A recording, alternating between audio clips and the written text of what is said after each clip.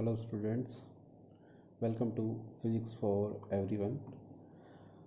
आज हम class 12th का chapter first electric charges and fields करेंगे और जिसमें हमने टॉपिक चूज़ किया है चार्ज एंड इट्स प्रॉपर्टी। ठीक है, सबसे पहला टॉपिक है कि इस चार्ज क्या होता है, उसकी बेसिक प्रॉपर्टीज़ क्या क्या होती हैं। ठीक है, तो सबसे पहले बच्चों चार्ज के बारे में पता होना चाहिए कि चार्ज क्या होता है। देखो, इलेक्ट्रिक चार्ज क्या होता है बच्चों, ये चार्ज मतलब इलेक्ट्रिक चार्ज के बारे में बात कर रहे हैं हम। ठीक है, charge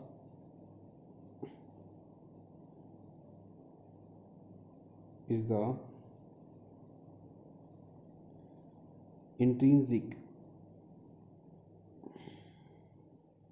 property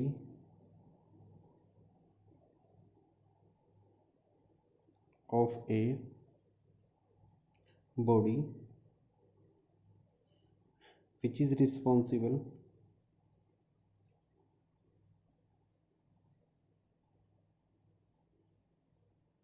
to exert the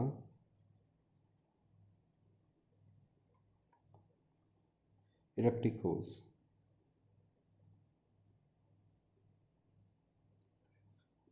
to exert the electric force। ठीक है बच्चों, तो चार्ज क्या होता है? Charge is the intrinsic property of the body. ठीक है, किसी भी बॉडी की वो इंट्रिंसिक प्रॉपर्टी होती है, इनहेरेंट प्रॉपर्टी होती है, which is responsible to exert the electric force, जो इलेक्ट्रिक फोर्स जनरेट करने के लिए रिस्पॉन्सिबल होती है। ठीक है, जैसे लाइक फैन, अब फैन चल रहा है तो फैन में जो फोर्स है, जो उसके जो विंग्स है वो क्यों घूम रहे हैं, वो क्योंकि जो उसमें चार्ज इलेक्ट्रिक फोर्स जनरेट कर रहा है। बिना फोर्स के तो कोई चीज़ मूवमेंट नहीं हो सकती ना।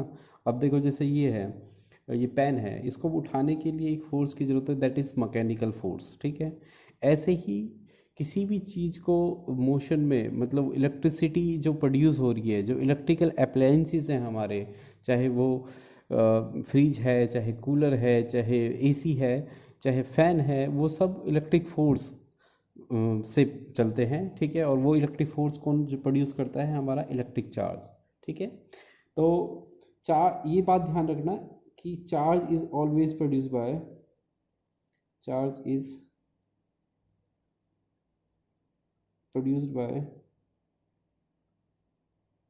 Friction.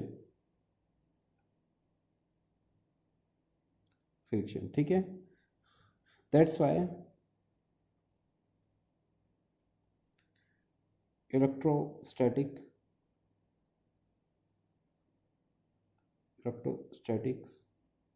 is also known as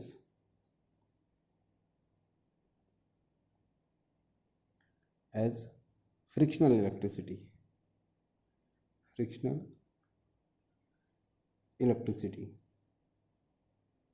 ठीक है बच्चों, क्योंकि चार्ज फ्रिक्शन से प्रोड्यूस होता है। ठीक है, अच्छा, चार्ज अब कैसे प्रोड्यूस होता है फ्रिक्शन से? जैसे सपोज करो दो बॉडी को हम रब कर रहे हैं। ठीक है, तो रब करने से क्या होगा बच्चों? ठीक है, जैसे मान लो उनके इलेक्ट्रॉन्स की, सपोज करो ये है हमारे पास ग्लास रोड। ठीक है बच्चों, let example has been taken. ठीक है, तो ग्लास रोड है ये हमारे पास, और ये है हमारे पास ग्लास रोड, ये सिल्क क्लॉथ है बच्चों। ठीक है, हाँ ठीक है, तो अब ये ग्लास रोड का एटम है, ये इसका न्यूक्लियस है। ठीक है, और ये उसके इलेक्ट्रॉन्स, जो रिवॉल्विंग इलेक्ट्रॉन्स हैं। ठीक है, तो देखो, दो बॉडी को आपस में रब कर रहे हो, तो इसका मतलब उसके इलेक्ट्रॉन्स भी आपस में रब करेंगे। ठीक है, तो देखो, रब करने से क्या होगा बच्चों? रब करने से उनके बीच में हीट जनरेट होगी। ठीक है, तो हीट जनरेट होने से क्या होगा? देखो, हीट जनरेट करने से इलेक्ट्रॉन को एनर्जी मिलेगी, और इलेक्ट्रॉन आगे जाएंगे। भाई, ये एनर्जी लेवल है। देखो, ये एक एटम होता है जो, उसके डिफरेंट एनर्जी लेवल होते हैं। इलेक्ट्रॉन्स होते हैं, उनके डिफरेंट एनर्जी लेवल्स होते हैं। कुछ इलेक्ट्रॉन्स लो एनर्जी में ऑक्यूपाई करते हैं, उससे जो अधिक एनर्जी है वो अलग शेल होगा उससे ज़्यादा एनर्जी वाला। ठीक है, ऐसे ही डिफरेंट लेवल्स होते हैं एनर्जी के, वो इलेक्ट्रॉन्स के, ठीक है, और उनकी डिफरेंट डिफरेंट एनर्जी होती है। तो अब जब देखो ये तो लास्ट सेल में है क्योंकि ये वैलेंस सेल के इलेक्ट्रॉन्स हैं, जब इनको रब करोगे तुम तो क्या होगा, हीट प्रोड्यूस होगी, हीट प्रोड्यूस होने से इलेक्ट्रॉन क्या होंगे, बाहर की तरफ निकलेंगे, ठीक है। अब किससे पहले इलेक्ट्रॉन पहले निकलेगा, जिसका वर्क फंक्शन कम होगा। वर्क फंक्शन क्या होता है बच्चों, वर्क फंक्शन होता है हमारा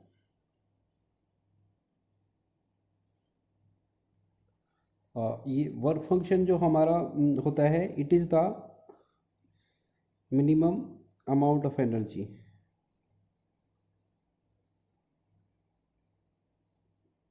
amount of energy which is required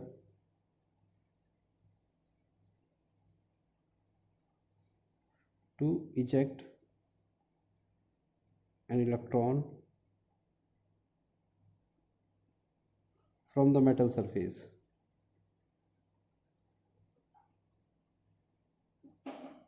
Metal surface.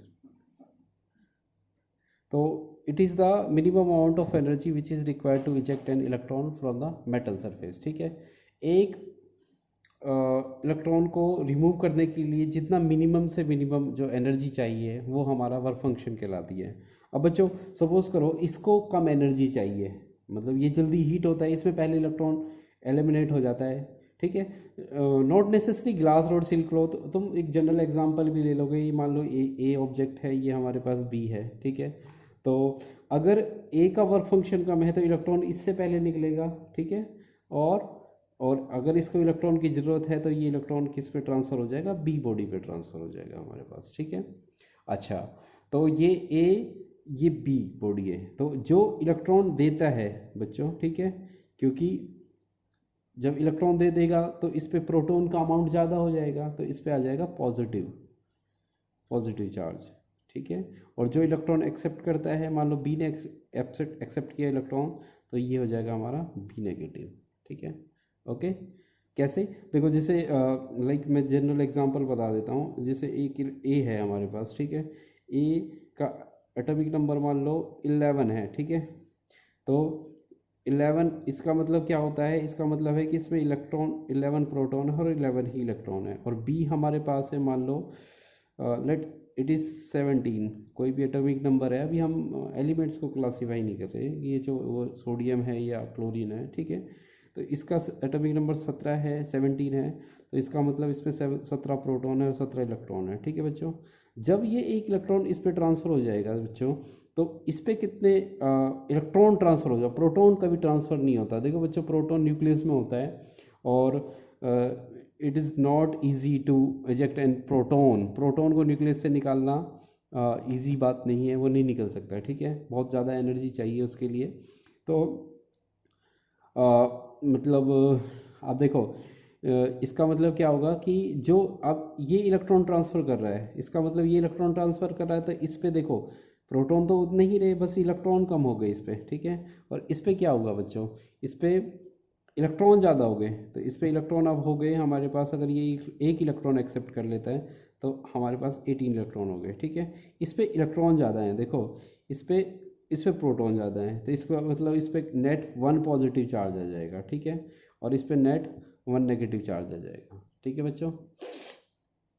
Okay, इसलिए जो बॉडी इलेक्ट्रॉन डोनेट करती है उसमें पॉजिटिव चार्ज आता है, और जो इलेक्ट्रॉन एक्सेप्ट करती है उसके ऊपर नेगेटिव चार्ज आ जाता है। ये है बेसिक एसेंशियल फिनोमिना कि जिस पे पॉजिटिव और नेगेटिव चार्ज ये कहाँ से डेवलप होते हैं, ठीक है।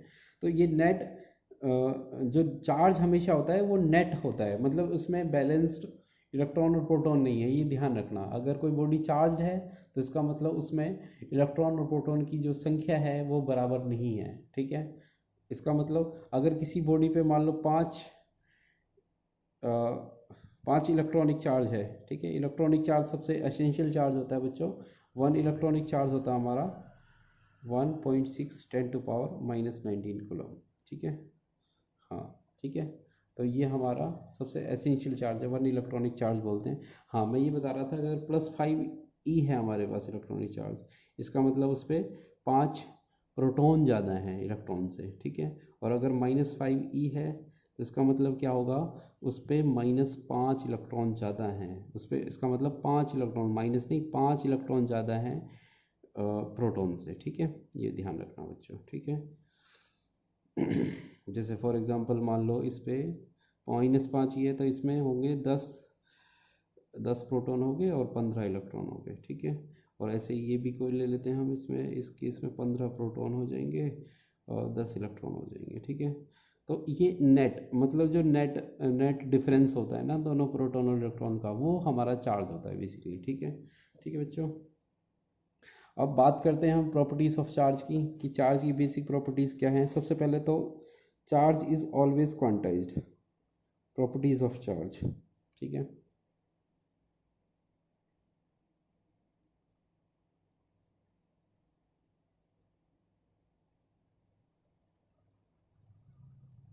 तो पहली है quantization of charge.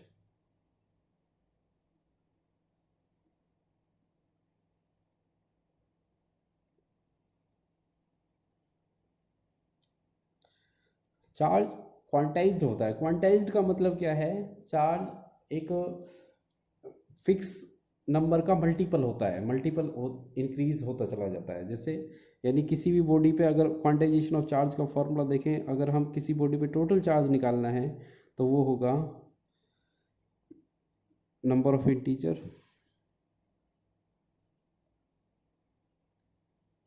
Into electronic charge.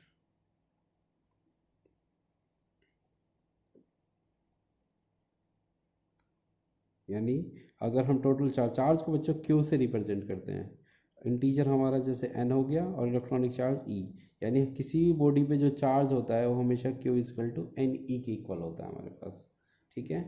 ये एन ई क्या है हमारे पास, n है हमारा इंटीजर, ठीक है।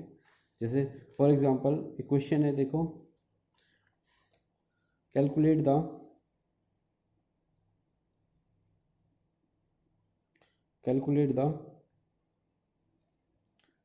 total charge on a body having 5 excess electron। अगर किसी बॉडी पे मान लो 5 एक्सेस इलेक्ट्रॉन है, अच्छा 5 एक्सेस इलेक्ट्रॉन है, प्रोटॉन से ज़्यादा 5 इलेक्ट्रॉन है हमारे पास, तो टोटल चार्ज होगा क्या होगा, तो टोटल चार्ज सॉल्यूशन क्या है इसका, देखो क्यू इक्वल टू हमें पता है एन ई होता है, ठीक है। अब कितने 5 एक्सेस इलेक्ट्रॉन है हमारे पास बच्चों, ठीक है।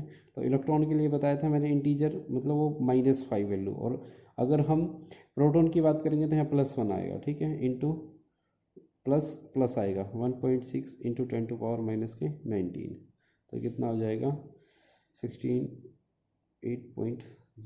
Minus into 10⁻⁻19 coulomb. इतना चार्ज बच्चों, इतना चार्ज होगा उस बॉडी पे, ठीक है, ये हमारा, ठीक है। इसका मतलब चार्ज हमेशा क्या होता है, क्वांटाइज्ड होता है, इसका मल्टीपल होता है। ये जो नंबर देख रहे हो ना 1.6 10⁻, इसके मल्टीपल में बढ़ता है या घटता है हमारा चार्ज, ठीक है, ओके। दूसरा है हमारे पास क्वांटाइजेशन हो गया हमारे पास, दूसरा है हमारे पास एडिटिविटी ऑफ चार्ज।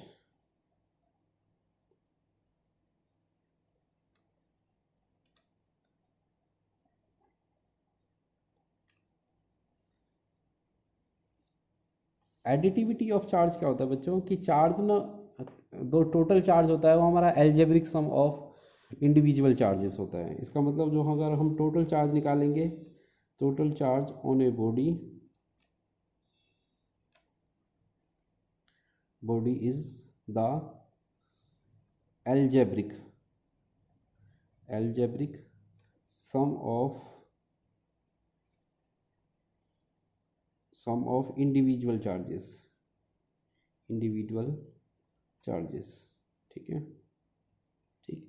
मान लो जैसे मान लो एक बॉडी है, ठीक है, जिसके डिफरेंट पोर्शन पे मान लो ये इसमें 5 इलेक्ट्रॉनिक चार्ज है, यहाँ माइनस किसी पॉइंट पे -2 ई चार्ज है, यहाँ पे मान लो +3 ई चार्ज है, यहाँ पे -1 ई चार्ज है। तो इस पे टोटल चार्ज निकालना है अगर हमें, तो टोटल चार्ज क्या होगा, ऐड कर दो, सिंपली जो अलजेब्रा तुम ऐड करते हो अलजेब्रा में उसको ऐड कर दो, ठीक है।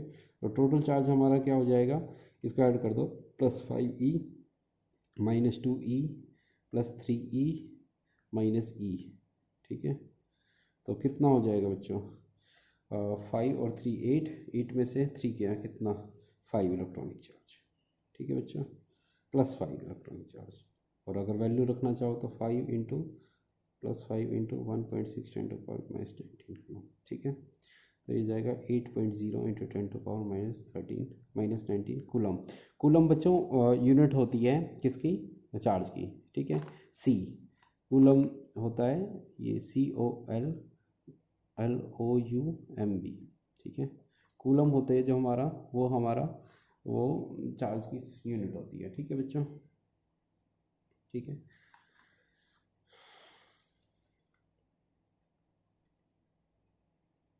आगे हमारे पास नेक्स्ट है एडिटिविटी के बाद आता है हमारे पास एडिटिविटी के बाद आ गया हमारे पास कंजर्वेशन ऑफ चार्ज।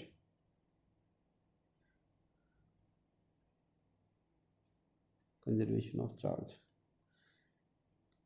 चार्ज बच्चों ऑलवेज कंजर्व रहता है। कंजर्व का मतलब क्या होता है, चार्ज हमेशा ना तो charge can neither be created nor be destroyed but it can transfer from one place to another place. ये ध्यान रखना कि चार्ज को ना तो हम नष्ट कर सकते हैं ना ही बना सकते हैं, पर हाँ एक जगह से दूसरी जगह पे ट्रांसफ़र हो सकता है, एक बॉडी से दूसरी बॉडी पे ट्रांसफ़र हो सकता है, ठीक है। Okay, charge can neither be created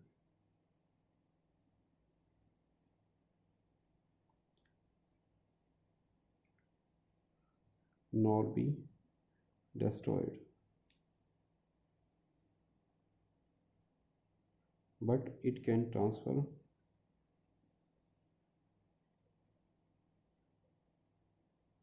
from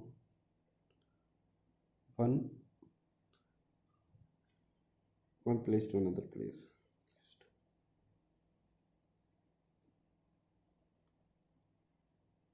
ठीक है बच्चों, इसको हम कंजर्वेशन ऑफ चार्ज बोलते हैं, ठीक है। जैसे मैं बता देता हूँ जैसे तुम्हें कि एक यूरेनियम 92-235 का एक एग्जांपल ले लेते हैं। अगर हम इस पर एक न्यूट्रॉन इंसर्ट करते हैं, ये न्यूट्रॉन का सिंबल है, न्यूट्रॉन को इंसर्ट करेंगे तो क्या हो जाएगा, ये हैवी हो जाएगा और ज़्यादा, ये 292-236 हो जाएगा, विच इज़ अनस्टेबल। अनस्टेबल है तो भैया ये टूटेगा आगे जाके, ये टूट जाएगा। मान लो बारियम और क्रिप्टन, ये स्मॉलर एटम्स में डिस्ट्रॉय हो जाएगा, तो ये बन जाएगा बारियम 56 और 36, हाँ ये 141 और 36 92 प्लस, हाँ 3 न्यूट्रॉन रिलीज होंगे और plus lots of amount of energy, बहुत सारी अमाउंट ऑफ एनर्जी रिलीज होगी, ठीक है बच्चों। अब देखो इस केस में देखो चार्ज हमेशा कंजर्व रहेगा, देखो 92, ठीक है। जो चार्ज यहाँ पे भी है 92, इसमें 92 प्रोटॉन और 92 इलेक्ट्रॉन है हमारे पास, ठीक है। तो जो चार्ज यहाँ पे है वही यहाँ पे है, वही यहाँ पे है, वही यहाँ पे है, ठीक है। 56 और 36 करोगे तुम 92 अगेन आ जाएगा हमारे पास, ठीक है। तो बैलेंस्ड है हमारे पास, इसका मतलब क्या कि यहाँ पे भी बैलेंस्ड चार्ज है, यहाँ पे भी बैलेंस्ड है, यहाँ पे भी बैलेंस्ड है, यहाँ पे भी बैलेंस्ड है, ठीक है। तो इसका मतलब क्या हो गया हमारे पास, ठीक है। इसका मतलब चार्ज को हम neither be created nor be destroyed, तुमने क्रिएट नहीं किया, देखो 92 है, ये डिस्ट्रॉय भी नहीं किया, ठीक है, बट ट्रांसफ़र हो गया, ये दो चीज़ों में ट्रांसफ़र हो गया, ये जो 92 है ये हमारे पास, ये दो उसमें ट्रांसफ़र हो गया बच्चों, ठीक है। उसके बाद आता है हमारे पास चार्जिंग बाय इंडक्शन।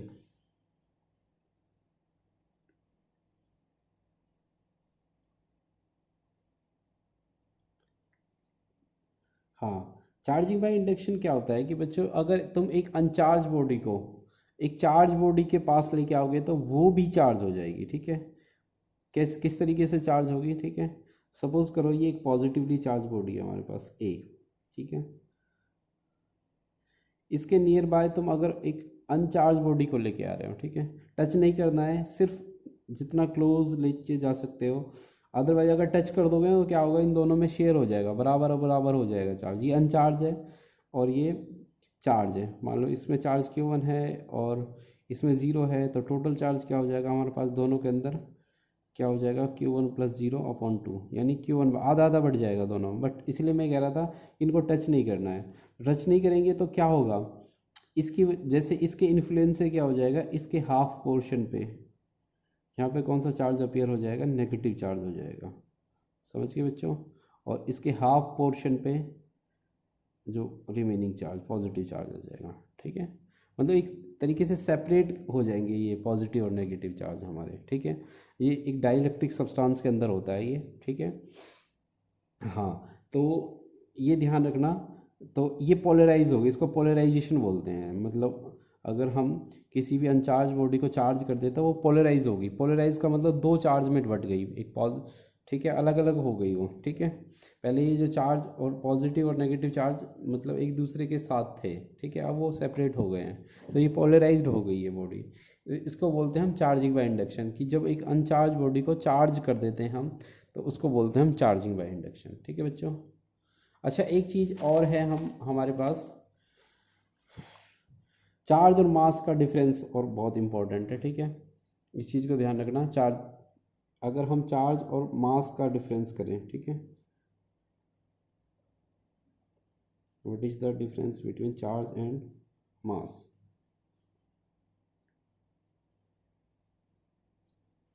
तो पहला पॉइंट क्या होगा चार्ज में, देखो बच्चों, charge can be positive,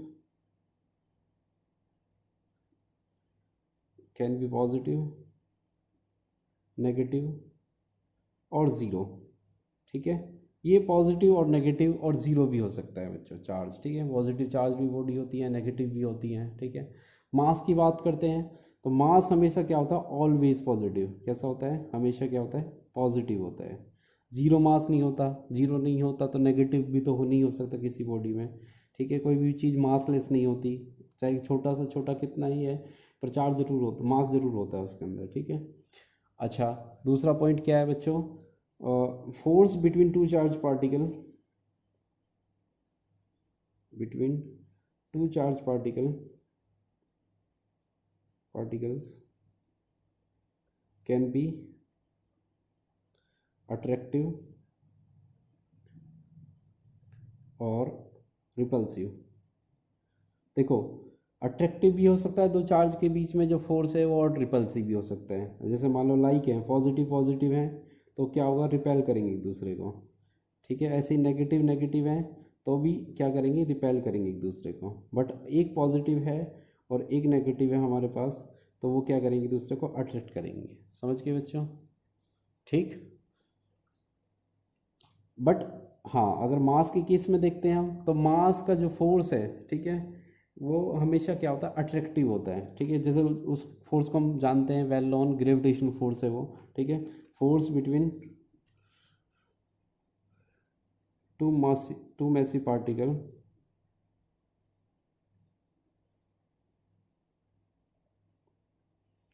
particles is always, या बॉडीज, ठीक है, कोई भी बॉडी हो सकती है, पार्टिकल हो सकते हैं। ठीक है, is always positive, attractive, positive नहीं, अट्रैक्टिव, अट्रैक्टिव होगा। ठीक है बच्चों। तीसरा, charge is always quantized.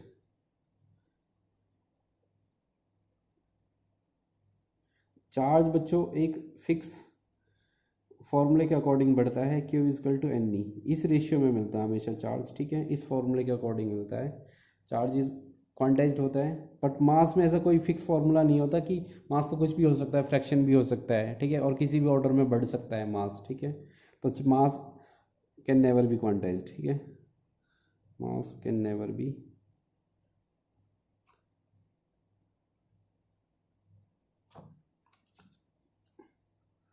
Quantized. ठीक है, नेक्स्ट है हमारे पास तीसरा, चार्ज इज ऑलवेज कंजर्व्ड। चौथा, charge is always conserved. Charge हमेशा क्या होता है, कंजर्व होता है बच्चों। ठीक है, कंजर्व का मतलब क्या हो गया कि चार्ज मतलब ना, अभी बताया था हमने कि charge conservation of charge, charge neither be created nor be destroyed. But हम क्या होता है इसमें मास के केस में क्या होता है कि मास है ना जो, वो एनर्जी में कन्वर्ट होता है, और एनर्जी किस में कन्वर्ट हो सकती है, मास में, ठीक है। तो ये इंटरचेंज चलता रहता है इसमें, वो आइंस्टीन इक्वेशन के according E equal to M C square, यानी there is conversion of mass into energy and vice versa. Energy mass में कन्वर्ट हो सकती है और मास एनर्जी में कन्वर्ट हो सकता है बच्चों, ठीक है। फिफ्थ है, charge does not depend on velocity.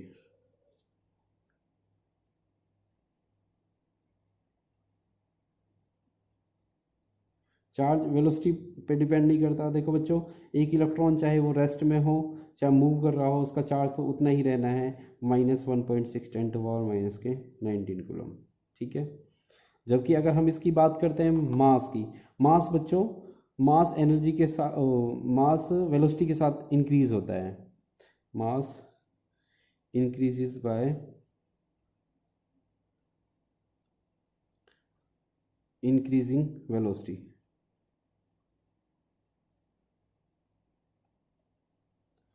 तो इसके ऊपर एक इक्वेशन भी है एम आइंस्टीन की, M equal to M not 1 - v² ठीक है। ये एम क्या है, ये हमारा मूविंग बॉडी मास है।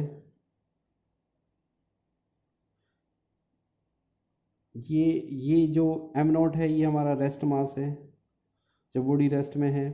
वी ये है वेलोसिटी ऑफ बॉडी, और सी स्पीड ऑफ लाइट। सी क्या होता है, स्पीड ऑफ लाइट। कितना होता है बच्चा स्पीड ऑफ लाइट, 3 × 10⁸ मीटर पर सेकेंड। वेरी गुड, ठीक। तो मैं ये कह रहा था कि अगर मान लो v इक्वल टू सी के हो जाए, अगर मान लो एक बॉडी इतनी स्पीड से चलने लगे कि v और c बराबर हो जाए, तो बराबर हो जाएंगे तो कट जाएगा। कटने से क्या होगा, देखो ये भी c है, क्योंकि v इक्वल टू सी हो जाएगा तो ये भी c है, तो c² सी के 1 आ जाएगा। 1 - 1 क्या आ जाएगा, 0। तो 1 - 1 0, नीचे 0 आ गया, और जिसके नीचे 0 होता है वो अनडिफाइंड हो जाता है, यानी इनफाइनाइट हो जाएगा ये बॉडी, ठीक है। तो उस बॉडी का मास क्या हो जाएगा, इनफाइनाइट हो जाएगा, कैन नॉट बी डिटरमाइन, हम डिटरमाइन नहीं कर सकते उस बॉडी का मास, ठीक है। तो ये डिफरेंस है हमारे पास चार्ज और मास का, ठीक है। तो आज के टॉपिक में हमने कवर किया बच्चों चार्ज क्या होता है, और चार्ज कितने टाइप का होता है, 2 टाइप का होता है, पॉजिटिव और नेगेटिव, ठीक है। तो उसके बाद हमने बात करी वर्क फंक्शन की, कि वर्क फंक्शन क्या होता है, कि जो मिनिमम अमाउंट ऑफ एनर्जी होती है एक इलेक्ट्रॉन को इजेक्ट करने का। प्रॉपर्टीज़ के बारे में बात की हमने, कि क्वांटाइजेशन ऑफ चार्ज क्या होता है। उसके बाद हमने बात करी एडिटिविटी ऑफ चार्ज क्या होता है, कंजर्वेशन ऑफ चार्ज क्या होता है, और चार्जिंग बाय इंडक्शन की बात करी थी, ठीक है। और लास्ट हमने क्या है, चार्ज और मास के बीच में डिफरेंस, ठीक है बच्चों। तो आपको ठीक है ये पढ़ना है एक बार टॉपिक, ठीक है, और मिलते हैं अब नेक्स्ट टॉपिक के साथ। Thank you.